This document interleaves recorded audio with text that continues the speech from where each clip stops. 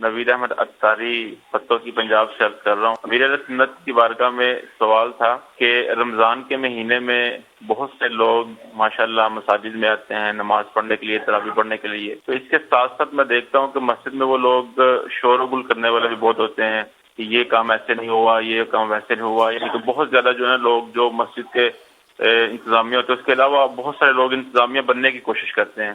اس کی وجہ سے مسجدوں میں شور و گل بھی اور لڑائی جھگڑے بھی بہت زیادہ میرے دیکھنے میں آئے ہیں، تو اس کے بارے میں ارشاد فرما دیجئے کہ ایسے لوگوں کے بارے میں آپ کیا فرماتے ہیں؟ اللہ کریم معافیت نصیب فرمائے۔ ہر جگہ ایسا نہیں ہوتا ہوگا، بہت جگہ نہیں ہوتا ہوگا، کہیں کہیں ہوتا ہوگا۔ ظاہر ہے کہ بھیڑ اور شور یہ دونوں کا چولی دامن کا ساتھ ہے، یوں لگتا ہے۔ جہاں بھی بھیڑ ہوتی ہے وہاں لوگ شور تو کرتے ہیں، یہ چاہے وہ حج ہو چاہے عمرہ ہو، مسجد نبوی شریف ہو یا مسجد الحرام ہو، بھیڑ ہوتی ہے تو آوازیں تو۔ اب اس میں جو شور ہوتا ہے نا، اس میں کوئی اچھی بات بھی کر رہا ہوتا ہے، کوئی دنیا کی بات بھی کر رہا ہوتا ہوگا، سب مکس ہو کر آواز جو ہے نا ایک شور بنتی ہے۔ تو اس لیے ہر فرد کو یہ بھی نہیں کہہ سکتے کہ یہ مطلب غلط بات کر رہا ہے، تو جو جیسا کر رہا ہے ویسا اس کو ملے گا۔ البتہ یہ کہ یہ بھی ہے کہ بعض اوقات ایسا شور مسجد میں ہو رہا ہوتا ہے کہ جو مناسب نہیں ہوتا، بلکہ بعض اوقات تو وہ گناہوں بھرا بھی ہوتا ہوگا۔ مسجد میں شور ویسے کرنا نہیں چاہیے۔ حدیث پاک میں کہ مسجد کو بچوں، پاگلوں اور آواز بلند کرنے سے بچاؤ، یہی شور و غل سے بچاؤ۔ تو آواز بلند کرنے میں اب جیسے بیان ہو رہا ہے سب سن رہے ہیں، یہ آواز بلند کرنا منع نہیں ہے۔ تو مائک پر خطبہ ہو رہا ہے جمعے کا، یہ بھی آواز بلند ہو رہی ہے۔ امام صاحب قراءت بلند آواز سے کرتے ہیں جہری نمازوں میں، تو وہ بلند آواز کرنا بھی منع نہیں ہے۔ جنرل مطلب یہ کہ جو گفتگو میں لوگ ذرا بلند آواز کرتے ہیں یہ تو ہے ہی غلط۔ یا اس کے علاوہ بھی تو بچے شور کرتے ہیں، تراویح میں بچے زیادہ شور کرتے ہیں، بچے آتے ہیں، لوگ لے آتے ہیں نمازوں کے لیے، پھر بچے بیچارے ادھر بھاگتے ہیں ادھر بھاگتے ہیں، بہت کچھ کر رہے ہوتے ہیں۔ تو اس لیے ایسے بچے جو چھوٹے ہوں، جن کا خطرہ ہو کہ یہ پیشاب وغیرہ کر دیں گے، یعنی ظن غالب ہو، خیال جم جائے کہ یہ کر دے گا، تب تو ایسے بچے کو تو مسجد میں لانا حرام۔ اچھا، جس سے یہ خطرہ نہ ہو کہ یہ کر دے گا، یا تجربہ ہے کہ ابھی اس کو پیشاب وغیرہ کروا لیے اور اب 1 گھنٹے تک تو اس کا کوئی خطرہ نہیں ہے، تو ایسا چھوٹا بچہ بھی لایا جا سکتا ہے مسجد میں، کیونکہ اب ظن غالب ہے کہ یہ گندگی نہیں کرے گا۔ اب بچہ بڑا ہے، سمجھدار ہے، سمجھو 10 سال کا ہے، لیکن یہ پتا ہے کہ اکیلا ہوگا تو شور نہیں کرے گا، لیکن 2 ملے تو پھر ہٹ جاؤ، ہم ہیں اور یہ ماحول ہے۔ تو ایسے موقع پر اکیلا لا سکتے ہیں اس صورت میں کہ آپ کا کنٹرول ہے اور آپ جہاں بٹھائیں گے بیٹھے گا، نماز پڑھے گا اور بالکل شور نہیں کرے گا، اور یہ واقعی ایسا آپ کو تجربہ ہے اور آپ بٹھا سکتے ہیں اور بٹھاتے ہیں آپ تو لا سکتے ہیں۔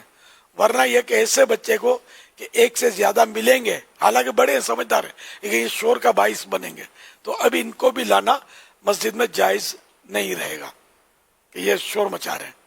اور جب یہ شور مچا رہے ہوں تو ان کے باپ وغیرہ کو چاہیے جو بھی لایا ہے کہ اب اتفاق ہے کہ لائے تھے اور شور مچا دیا اس نے، تو فوراً اس کا حل نکالے۔ اب اس کا حل کیسے نکالے؟ اے چپ کر، خبردار، مسجد ہے، شور کرتا ہے، ایسا کرنا ہے تو پھر آپ کو بھی آئیں یا نہ آئیں مسجد میں اس پہ غور کرنا پڑے گا۔ شور یوں بھی اضافہ بنتا ہے کہ شور کرنے والوں کو شور کے ذریعے روکتے ہیں۔ اس کا بہت مجھے تجربہ ہے کہ جب پبلک جمع ہوتی ہے نا، بیٹھ جاؤ بیٹھ جاؤ، چپ کرو، اب یہ تو چپ ہو یا نہ بھائی، تو انشاءاللہ یہ بھی چپ ہو جائیں گے۔ تو یہ چپ کرانے والے خود مطلب شور کر رہے ہوتے ہیں، تو باپ کو ایسا نہیں کرنا ہے، باپ کو چپکے سے قفل مدینہ لگاتے ہوئے اپنے بیٹے کے پاس جانا ہے، اشارے سے بلانا ہے۔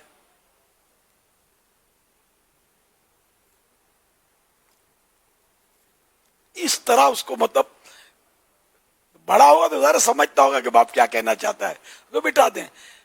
اور اب بھی اگر آپ کو لگتا ہے کہ یہ اب نہیں چین اس کو پڑے گا کہ اس کے 2-3 ہم جولی مل گئے، دوست مل گئے، تو پھر معذرت آپ اس کو گھر لے جائیں.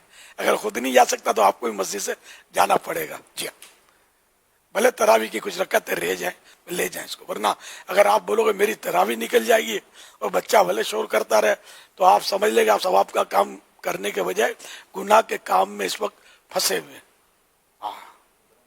مسجد شور کرنے کی جگہ نہیں ہے، مسجد عبادت کی جگہ ہے. اس کو سب مسلمانوں کو سمجھنا ہے. تراویح میں بچوں کو مت لایا کریں. بچے تراویح بیچارے کیا پڑھیں گے تراویح یار، نہ پڑھتے ہیں نہ پڑھنے دیتے ہیں، شور مچا رہے ہوتے ہیں. اچھا کچھ نہیں تو پھر سب مل کے اللہ اکبر سمیع اللہ لمن حمدہ یہ نعرے لگا رہے ہوتے ہیں. ان کا بیچاروں کو کوئی ٹھکانہ ہوتا نہیں. امام جو پڑھ رہا ہے اس کو ریپیٹ کر رہے ہوں گے، کوئی مل کے وہ صورتیں پڑھ رہے ہوں گے، آیتیں پڑھ رہے ہوں گے اپنی زبان میں. اس طرح بھی شور بناتے ہوں گے، طرح گئے ہٹ جا ادھر آ جا ادھر. پھر بعض اوقات بچے ایسا ہوتے ہیں کہ ایک نے دھکا مارا پوری لائن بچوں کی گری کی شروع مسجد میں. تو یہ بچے گھر میں ہی اچھے، مسجد میں نہیں. موقع جیسا موقع محل دیکھنا ہوگا، اس میں نہیں، تراویح میں نہیں، جمعے میں بھی نہیں. جمعے میں بھی گڑبڑ کرتے ہوں گے. جہاں آپ مسجد میں رونق ہے وہاں بھی نہیں، ورنہ جہاں رونق نہیں ہوتی نا وہاں بچے اتنے آتے بھی نہیں ہیں. ایک آدھ آتا ہے تو وہ چپ کا بیٹھا رہتا ہوگا. ایک بچہ کتنا شور کرے گا.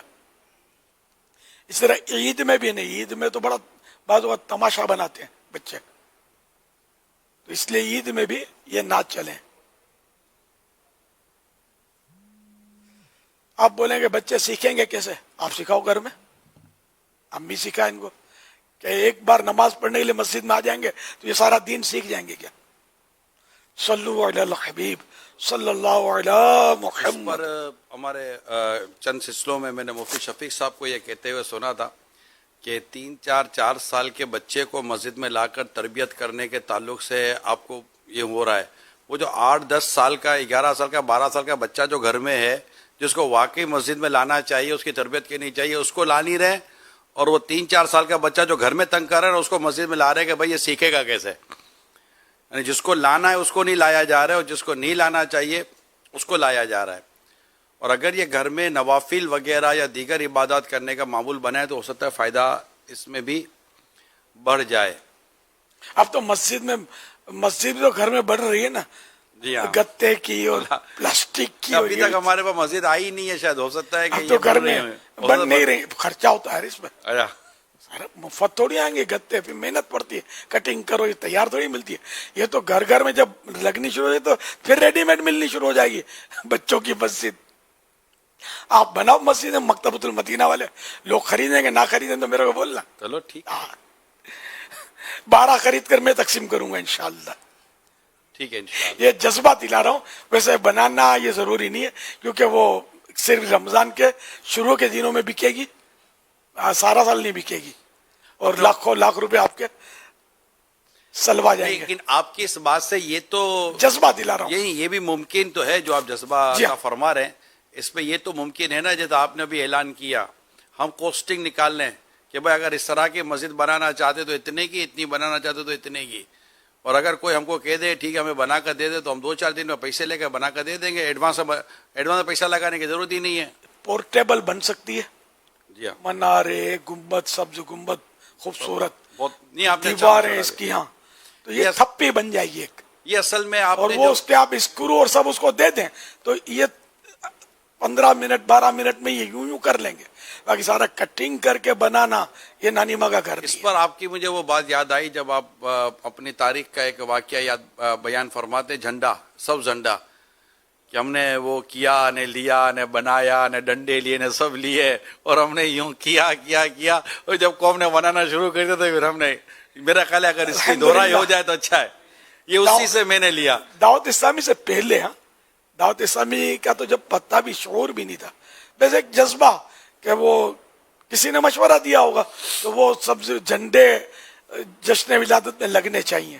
ان دنوں یہ لالو کھیت، لیاقت آباد اس میں لگتے تھے پہلے سے، لیکن میں نے جا کے دیکھے نہیں تھے، شاید میں نے دیکھے نہیں تھے، بس وہ سنا تھا. خیر تو یوں ہم لوگوں نے مل کر وہ بنانے شروع کیے اور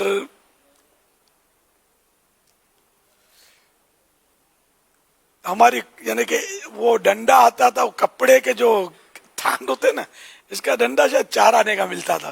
تو یہ دکانوں سے ڈھونڈنا، اکٹھے کرنا، اسلائی بھائی اس طرح اس دور کے اسلائی بھائی، جبکہ اسلائی بھائی ہماری اصطلاح نہیں تھی، تو یہ جمع کر لیتے اور تھان لے لیتے، پھر کاٹتے یا گھر میں کسی کے سلواتے تھے. اس طرح ہم لوگ کرتے تھے.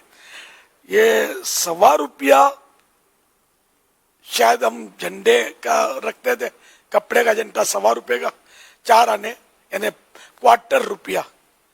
یہ اپنے ڈنڈے کا، ڈنڈا لینا تو 1.5 روپیہ، بغیر ڈنڈے کے جھنڈا لینا ہے تو 1.25 روپیہ. ایسا یاد پڑتا ہے. یہ ہم نے بنا کر بیچنے شروع کیے. نو پروفٹ نو لاس، یعنی کاروبار نہیں کیا ہم نے، یہ اپنے طور پر کچھ شروع کیا. پھر آہستہ آہستہ وہ اس میں مزہ تو آتا ہے. جشن ولادت میں مزہ نہ آئے تو ایسی زندگی میں دھول پڑی. کیا بات. تو لوگوں کو مزہ آئے گا یار، یہ تو نوینتا ہے، مزہ آ گیا. اچھا تو آہستہ آہستہ کیا ہوا، چھوٹے بڑے جھنڈے گاڑیوں پہ، ریڑیوں پہ، کریانے کے دکاندار رکھنے شروع کیے، جنرل اسٹوروں پر، اس طرح یہ بکنے شروع ہو گئے. جب یہ بکنے شروع ہو گئے ہم نے اپنی دکان سمیٹ لی کہ ہم کو کاروبار تو کرنا نہیں تھا، سب سے جھنڈے عام کرنے تھے، گھروں میں جشن ولادت میں لگے کیا. تو یہ ہوا تھا. پھر یہ جو پھر عام ہوا ہے نا، الحمدللہ اب تو یہ انٹرنیشنل ہو گیا ہے اللہ کی رحمت سے. تو اس کو شروع کرنے والوں میں سے الحمدللہ اس کی فہرست میں آخری نام میرا ہے، یوں سمجھ لو. بڑھانے میں شروع تو تھا یہ، لیکن عام گھروں پہ نہیں لے. وہ علاقوں میں یہ لوگ کچھ چندہ وغیرہ کر کے لیاقت آباد والے، تو وہ روڈوں پہ جو ان کے مخصوص جگہوں پر یہ لگاتے تھے، اور شاید ان گھروں میں جھنڈے یہ لگاتے تھے جو ان کی رینج میں آتے تھے. شاید وہ بھی پورا نقشہ مجھے یاد نہیں ہے.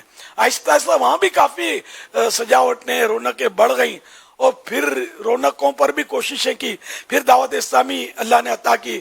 پھر اس کے لیے باقاعدہ ہر سال پپو شریف جمع کرتے تھے ذمہ داروں کو، اور جشن ولادت کی روشنی کرنے کا اور یہ جھنڈے لگانے کا ترغیب دیتے تھے. تو اس طرح یہ بڑھتا چلا گیا. پھر مرکز الاولیاء جب لاہور 12 ماہ کے لیے میں حاضر ہوا، اب اس وقت وہاں میں نے دیکھا کہ وہاں جھنڈے یا روشنی بہت کم تھی. یہ کہہ سکتا ہوں کم تھی نہیں، بہت کم تھی. خاص کا جگہوں پر ہوتی ہوگی، باقی جشن ولادت کی روشنی کا وہاں رجحان نہیں تھا، اور جھنڈے بھی رجحان نہیں تھا. اگر میری بھول ہے تو مجھے حاجی یافور سن رہے ہوں گے، تو یہ ان دنوں ہمارے ساتھ ہوتے تھے، تو یہ بتا دیں گے. تو اچھا پھر ہم نے یہ ترغیبات شروع کی. اب مکتبۃ المدینہ سے جھنڈے، اب جھنڈے خریدے کون؟ پھر علاقائی نگرانوں یہ وہ اس ترکیبیں بنائی، اور ان کو پھر ادھارے دیے کہ یار بیچ کر مکتبۃ المدینہ کو پیمنٹ کرو، کسی طرح یار اس کو عام کرو. تو الحمدللہ لاہور میں بھی پھر یوں جھنڈے عام ہوئے اللہ کی رحمت سے. اب لاہور تو انٹرنیشنل سٹی کہنے میں کوئی شاید حرج نہیں ہے، بہت مشہور شہر ہے، اور دنیا کے بڑے بڑے شہروں میں سے ایک ہے لاہور. تاریخی شہر ہے الحمدللہ. حضور داتا حضور کی وجہ سے لاہور کو رونق ملی ہوئی ہے. داتا حضور دنیا بھر میں مشہور ہے، اور اتنی رونق، جتنی رونق داتا حضور کے مزار پر ہوتی ہے، میں نے دنیا میں کسی مزار پر اتنی رونق دیکھی نہیں ہے. ساری رات رونق، آنا جانا، دن آنا جانا لوگوں کا، زائرین کا. اور فجر کے ٹائم پر یا فجر سے پہلے تو وہاں اجتماعی دعا ہوتی ہے، کوئی صاحب دعا کرواتے ہیں، وہ اس وقت بھی زائرین کا ٹٹ ہوتا ہے. یہ سحری کے وقت، یہ رمضان میں نہیں ہے، سارے سال کی بات کر رہا ہوں. تو اس طرح کی گیدرنگ میں نے کہیں بھی نہیں دیکھی. سبحان اللہ. بس یہ ولیوں کا فیضان ہے. یہ جمع کرتے ہیں، اپنے قریب بلا کر فیض لٹاتے ہیں. کوئی بزرگ ہوتے ہیں کہ یہ کونے میں رہنا پسند کرتے ہیں اور لوگوں کو جمع نہیں کرتے، وہ گھر جا جا کر فیض لٹاتے ہوں گے. یہ کہہ سکتے ہیں. صلو علی الحبیب صلی اللہ علی محمد.